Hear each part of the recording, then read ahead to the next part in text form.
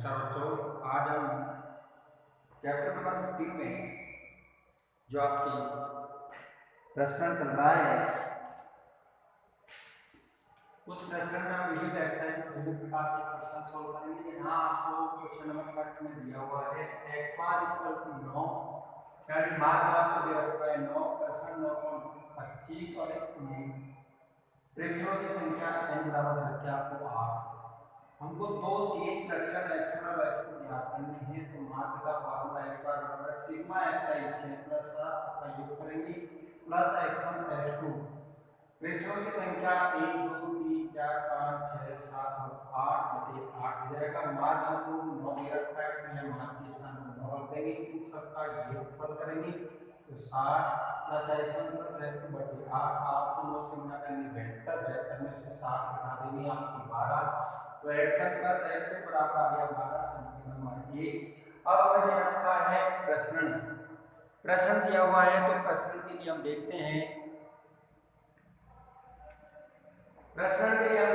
कि sigma x1 का square upon n प्रश्न इक्वल टू सिग्मा x1 का square upon n minus sigma x1 upon n यानी माध्य का वर्ग। तो x1 स्क्वायर 6 का स्क्वायर 7 का स्क्वायर 10 का स्क्वायर 12 का स्क्वायर प्लस 12 का स्क्वायर x1 का square plus x2 square upon 8 बटे 8 माइनस माध्य xy अपॉन n, जो आपके सिग्मा xi अपॉन n है, यानी ये माध्य का मान हमने रख दिया यहाँ पर। माध्य आपके ये दे रखा है, इसका मान रख दिया हमने 9, क्योंकि हमको माध्य सिग्मा xi अपॉन n 9 दे रखा है, तो यहाँ पर हमने रख दिया 9। इस प्रकार से इन सब का वर्ग करके प्लस कर लेंगे x1 का स्क्वायर प्लस x2 स्क्वायर 9 का वर्ग करेंगे 81 को 8 से गुणा करने पर 648 आएंगे आपके। तो इस प्रकार से इसको घटाने पर तो x1 square plus x2 minus 6 बटे 8, ये आपको जो आपके प्रश्न आया है, इस प्रश्न का मान हमको दे रखा है। यहाँ आपका जो प्रश्न आया था, इस प्रश्न का मान सिग्मा स्क्वायर जो आपका दे रखा है, इसका जो मान दे रखा है वो हमारे 9.25, तो x1 square plus x2 minus 6 बटे 8 बराबर 9.25, इसको इससे गुणा करके 6 जोड़ देंगे तो x1 square plus x2 square बराबर 80। यह आपका आ गया समीकरण नंबर 1। तो समीकरण 1 का आपके 2 x1 प्लस x2 बराबर 12 समीकरण 1 से,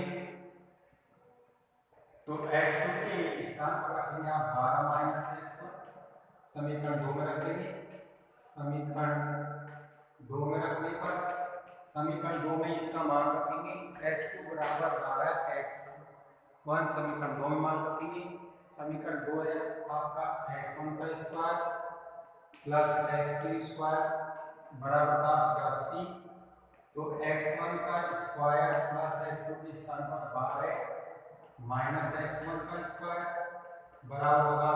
80, तो x1 स्क्वायर 12 का square 144 minus 24 x1 plus x1 square बराबर हो गया 80।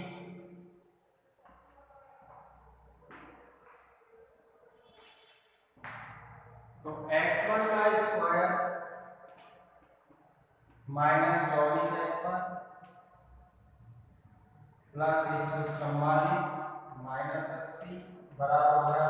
0। यहाँ पर x1 स्क्वायर हो जाएगा 2x1 square minus 24 x1 plus 64 बराबर 0। तो x1 square minus 12 x1 plus 32 बराबर 0, इसके गुणनफल कर देंगे तो 1 का x1 माइनस 8 आ जाएगा 8 को 32 और 1 का x1 माइनस 4 आ जाएगा बराबर 0। तो x1 इक्वल टू 8 और x1 इक्वल टू 4। यदि x1 की वैल्यू 8 हो तो x2 होगा आपका 4 और x1 की वैल्यू आपकी 4 हो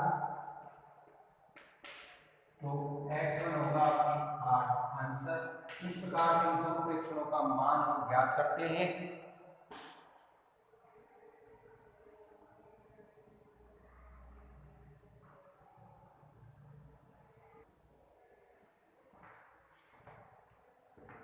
क्वेश्चन नंबर 3 में आपको दे रखा है 6 प्रेक्षण x1 x2 x3 और x4 और x5 और x6 आपने मान लिया। माना कि हमारे 6 प्रेक्षण है,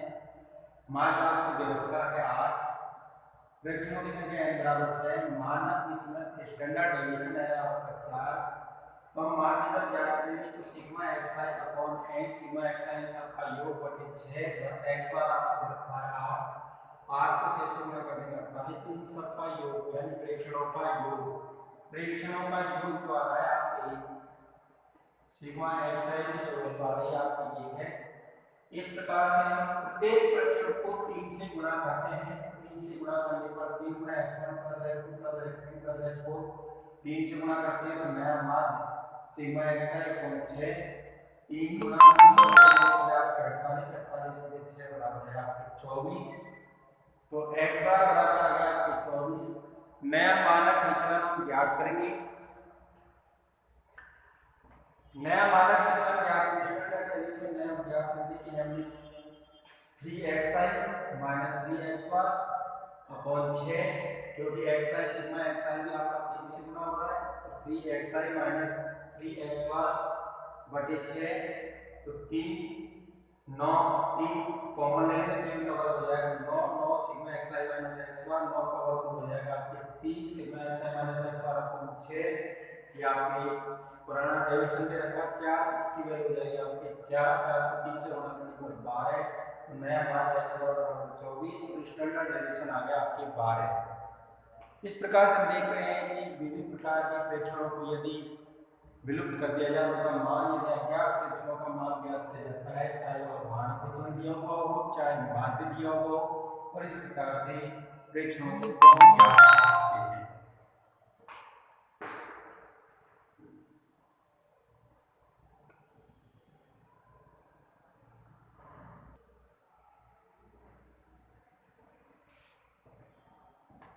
विविध एक्सरसाइज के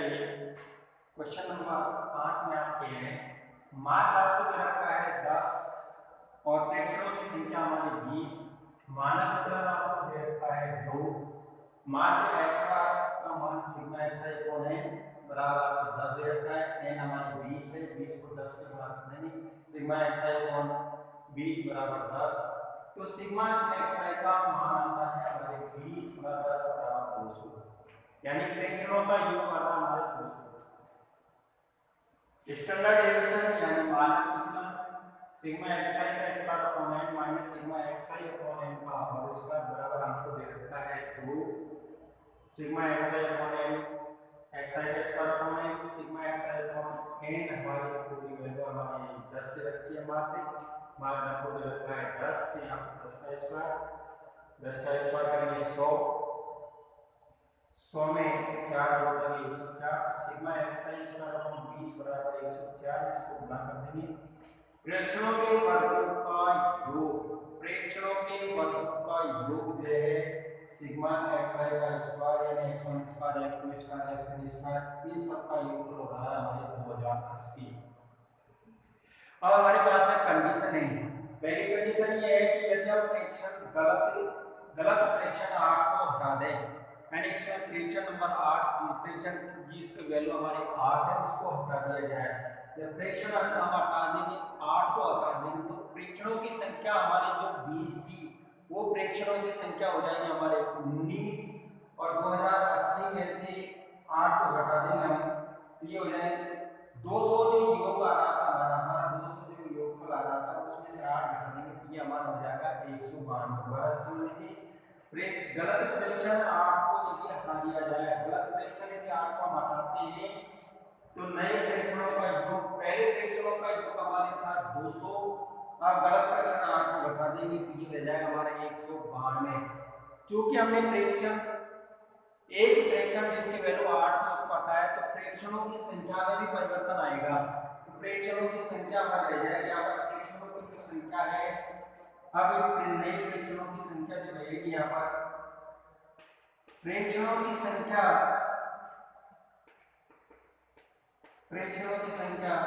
बराबर 20 में से एक प्रेक्षण कम हो जाएगा, क्या रह जाएगा हमारे प्रेक्षणों की संख्या 19। तो नया मान जब आप ज्ञात करेंगे तो प्रेक्षणों का योग बटे प्रेक्षणों की संख्या 192 बटे 19 बराबर 10.11, नया मान आ गया। प्रेक्षणों के वर्गों का योग सिग्मा xi का स्क्वायर, पहले हमारे सिग्मा xi स्क्वायर आया था 2080, क्योंकि हमने एक प्रेक्षण 8 घटाया है इसलिए उसका वर्ग भी घटेगा, तो 8 का वर्ग होगा हमारे 64, तो 2080 में से 64 को घटा देंगे 2016। नया मानक विचलन जो आएगा, नया मानक विचलन के लिए sigma square root sigma xi का स्क्वायर अपॉन n माइनस माध्य का वर्ग, तो ये हमारे आया है सिग्मा xi स्क्वायर जो नया आया है, नए प्रेक्षणों के वर्गों का योग जो आया 2016 बटे प्रेक्षणों की अब संख्या रह गई 19, तो नया मान हमने पहले निकाल लिया 10.11, इसमें भाग लेकर के इसका माइनस कर देंगे तो वर्गमूल लेने पर 1.997 आया आपका नया मानक विचलन। नेक्स्ट जो कंडीशन है उसमें हमारे पास दोनों ही प्रकार की है, हमने प्रेक्षण नंबर 8 को उठा करके 12 बदल दिया, यानी प्रेक्षण 8 को जिसकी वैल्यू जिस प्रेक्षण की वैल्यू 8 थी उसको बदल करके हमने 12 रख दिया। तो नया जो प्रेक्षणों का योग, पहले हमारे प्रेक्षणों का योग था 200, अब 8 घटाएंगे तो 200 में से 8 हटा देंगे,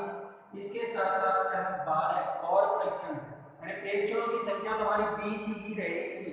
लेकिन एक प्रेक्षण के मान को बदल करके दूसरा मान रख रहे हैं, तो प्रेक्षणों की संख्या हमारी 20 रहेगी, तो 200 में से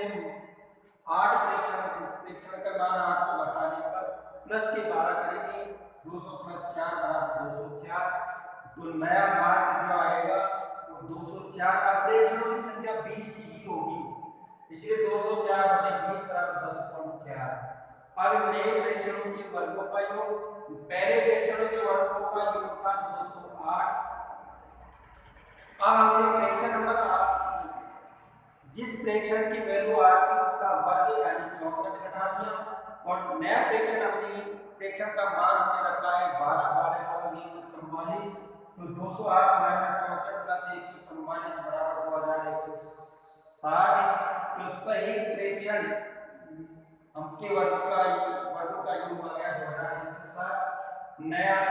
यानी सही जो मानक विचलन होगा वो हमारे सिग्मा x2 का square upon n minus x2 का वर्ग,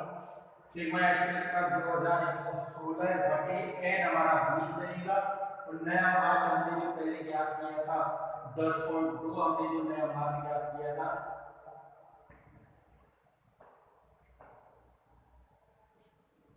नया मान हमारे 10.2